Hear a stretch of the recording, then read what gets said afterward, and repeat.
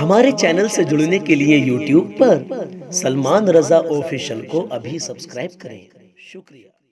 میرے آقا کریم صلی اللہ تعالی علیہ وآلہ وسلم کے پیارے دیوانوں، اور جب ہم قربانی کے لیے جانور کو خریدیں تو جانور کیسا ہونا چاہیے؟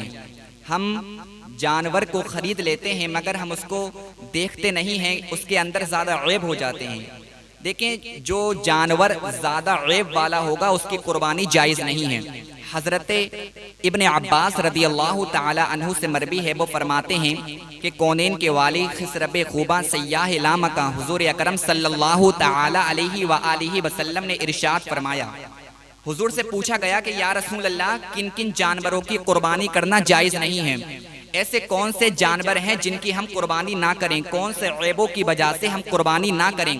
تو اللہ کے نبی صلی اللہ تعالی علیہ وآلہ وسلم نے ارشاد فرمایا، لنگڑا۔ جس جانور کا لنگڑا پن ظاہر ہے تو اس کی قربانی کرنا جائز نہیں ہے۔ اللہ کے نبی سے پھر پوچھا گیا، اور کون سا یا رسول اللہ؟ تو اللہ کے نبی صلی اللہ تعالی علیہ وآلہ وسلم نے ارشاد فرمایا، کانا۔ جس کا کانا پن ظاہر ہے، جس جانور کا کانا پن ظاہر ہے تو اس کی قربانی کرنا بھی جائز نہیں ہے۔ اس کے بعد میں سرکار نے ارشاد فرمایا، بیمار۔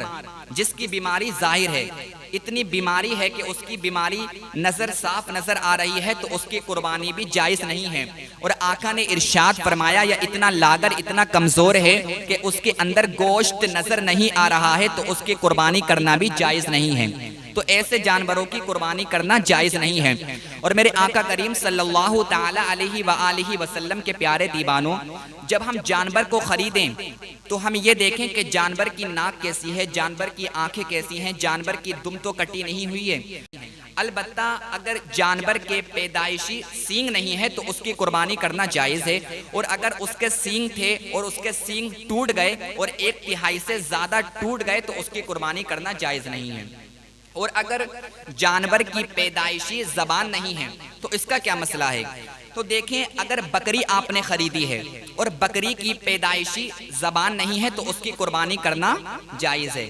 البتہ اس کے مقابلے میں اگر بھینس کی زبان نہیں ہے، اگر آپ نے بھینس خریدی ہے اور اس کی زبان نہیں ہے تو اس کی قربانی کرنا جائز نہیں ہے، کیونکہ دیکھیں، جو بکری چارہ کھاتی ہے وہ دانتوں سے چارہ کھاتی ہے، اور جو بھینس چارہ کھاتی ہے وہ زبان سے چارہ کھاتی ہے۔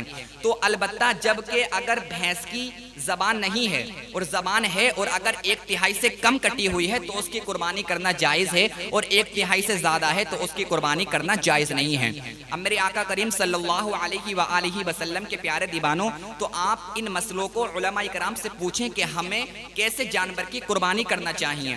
اور دیکھیں، اگر جانور کے اندر خارش کی بیماری ہے، خارش کی بیماری ہے اور خارش اس کی کھال تک ہی محدود ہے، اس کے اندر اس کے اثرات نظر نہیں آ رہے ہیں تو اس کی قربانی کرنا جائز ہے۔ ہاں، اگر خارش اس کے جسم میں پہنچ چکی ہے، اس کے اثرات بکرے کے اندر دکھائی دے رہے ہیں خارش کے، تو ایسے جانور کی قربانی کرنا بھی جائز نہیں ہے۔ اب میرے آقا کریم صلی اللہ تعالی علیہ وآلہ وسلم کے پیارے دیوانوں، اگر آپ جانور کو اپنے گھر لے آئے، اس کے اندر پھر عیب نظر آ جائے، مطلب ابھی قربانی کرنے میں 10 دن یا 15 دن باقی ہیں، اور اب جانور کے اندر کوئی عیب آ جاتا ہے، مثال کے طور پر اگر جانور اندھا ہو جاتا ہے، جانور کانا ہو جاتا ہے، جانور لنگڑا ہو جاتا ہے، تو اس کا کیا حکم ہے؟ تو دیکھیں، اگر آپ مالک نصاب ہیں، آپ مالک نصاب ہیں اور آپ پر قربانی کرنا واجب ہے، آپ پر قربانی کرنا ضروری ہے، تو آپ کی یہ رسپانسبلٹی ہے کہ ایام قربانی سے پہلے، قربانی کے دنوں سے پہلے آپ دوسرا جانور خریدیں گے۔ آپ اس جانور کی قربانی نہیں کر سکتے۔ ہاں، بمقابل اگر شرعی فقیر نے کوئی جانور خریدا ہے، شرعی فقیر پر قربانی واجب نہیں ہے، مگر وہ اللہ تبارک و تعالی کی عبادت کرنا چاہتا تھا، اللہ کی راہ میں اپنا جانور قربان کرنا چاہتا تھا، اگر شرعی فقیر جانور خرید کر لے کر آیا، اب اس کے اندر کوئی عیب آ جاتا ہے، مثال کے طور پر جانور اندھا ہو جاتا ہے، یا جانور کانا ہو جاتا ہے، یا جانور لنگڑا ہو جاتا ہے، تو شرعی فقیر اسی کی قربانی کر سکتا، اس کے لیے جائز ہے۔ اور میرے آقا کریم صلی اللہ علیہ وآلہ وسلم کے پیارے دیوانوں، جب آپ جانور کو خریدیں تو مہنگا سے مہنگا جانور خریدیں۔ آج کچھ لوگ یہ کرتے ہیں کہ وہ جانور کو خرید لیتے ہیں اور وہ سستا سے سستا جانور خریدتے ہیں، وہ یہ سمجھتے ہیں ہمیں زیادہ مہنگا جانور خریدیں گے تو ہم پر بہت زیادہ گرا گزرے گا۔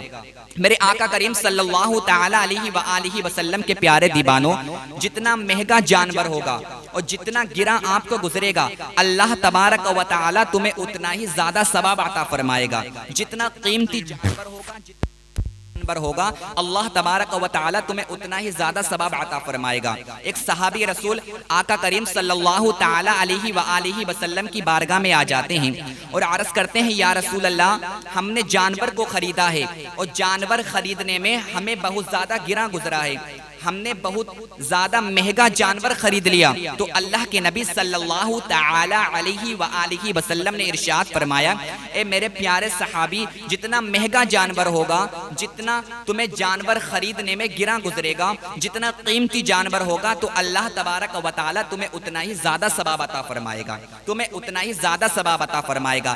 تو جب آپ جانور کو خریدیں تو جانور عیبوں سے پاک ہونا چاہیے۔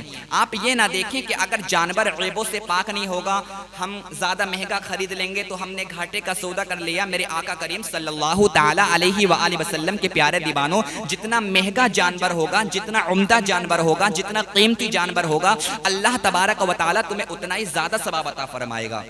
اور میرے آقا کریم صلی اللہ علیہ وآلہ وسلم کے پیارے دیوانوں، قربانی کرنے کے بعد میں ہم گوشت کے 3 حصے کریں گے، 3 حصے کریں گے۔ ایک حصہ ہم اپنے پاس میں رکھیں گے، دوسرا حصہ ہم اپنے رشتہ داروں احباب کو دے دیں گے، اور ایک حصہ ہم غریبوں میں، مسکینوں میں بانٹ دیں گے۔ ہاں، آج لوگ قربانی کرتے ہیں تو قربانی کرنے کا انہیں سنت طریقہ بھی معلوم نہیں ہے کہ قربانی کس طریقے سے کرنا چاہیے۔ میرے آقا کریم صلی اللہ علیہ وآلہ وسلم کے پیارے دیوانوں، جب آپ قربانی کریں تو قربانی کے جانور کے ہاتھ پیروں کو باندھ لیں۔ باندھنے کے بعد میں اسے اس طرح لٹا دیں کہ اس کا منہ قبلے کی طرف ہو، اور اس کے بائیں پہلو پر اپنا پیر رکھ کر چھری کو ہاتھ میں لیں اور یہ دعا پڑھیں، انی وجہت وجہی للذی فطر السماوات والارض حنیفا وما انا من المشرکین، ان صلاتی و نسکی و محیایا و مماتی للہ رب العالمین لا شریک لہ و بذالک امرت وانا من المسلمین، اللہم لکا و منکا بسم اللہ اللہ اکبر کہہ کر ذبح کر دیں۔ آپ کی قربانی ہو جائے گی۔ ذبح کرنے کے بعد میں یہ دعا پڑھیں، اللہم تقبل منی کما تقبلت من خلیلک ابراہیم علیہ السلام و حبیبک محمد صلی اللہ تعالی علیہ وآلہ وسلم۔ یہ دعا پڑھیں۔ اس کے بعد میں آپ گوشت کو تقسیم کریں۔ اور میرے آقا کریم صلی اللہ تعالی علیہ وآلہ وسلم کے پیارے دیوانوں، اگر لوگ آپ کی فیملی میں زیادہ ہیں، اگر آپ کی فیملی میں لوگ زیادہ ہیں تو کل کا کل گوشت آپ خود بھی کھا سکتے ہیں، آپ کو تقسیم کرنے کی کوئی ضرورت نہیں ہے، مگر سنت طریقہ یہی ہے۔ اور میرے آقا کریم صلی اللہ علیہ وآلہ وسلم کے پیارے دیوانوں، اگر آپ اپنے مرحومین کی طرف سے قربانی کرنا چاہیں تو کس طریقے سے کریں گے؟ لوگ اپنے دادا، اپنے نانا، اپنی نانی کی طرف سے قربانی کرنا چاہیں تو اس کا طریقہ کیا ہے؟ تو دیکھیں، اگر مرحومین نے وصیت کی ہے کہ تم ہماری طرف سے قربانی کرنا، جب آپ قربانی کریں گے تو آپ کل کا کل گوشت کو صدقہ کریں گے، آپ اس میں سے کچھ بھی نہیں کھا سکتے۔ ہاں، اگر مرحومین نے وصیت نہیں کی ہے اور مرحومین نے آپ سے وصیت نہیں کی ہے، بس آپ ان کی ایصال ثواب کے لیے قربانی کرنا چاہتے ہیں، آپ ان کی ایصال ثواب کے لیے قربانی کرنا چاہتے ہیں، جب آپ قربانی کریں گے تو آپ سارا کا سارا گوشت خود بھی کھا سکتے ہیں، اور آپ سارا کا سارا گوشت تقسیم بھی کر سکتے ہیں، اور آپ سارے کا سارا گوشت خود بھی کھا سکتے ہیں۔ یہ مسئلہ ہے۔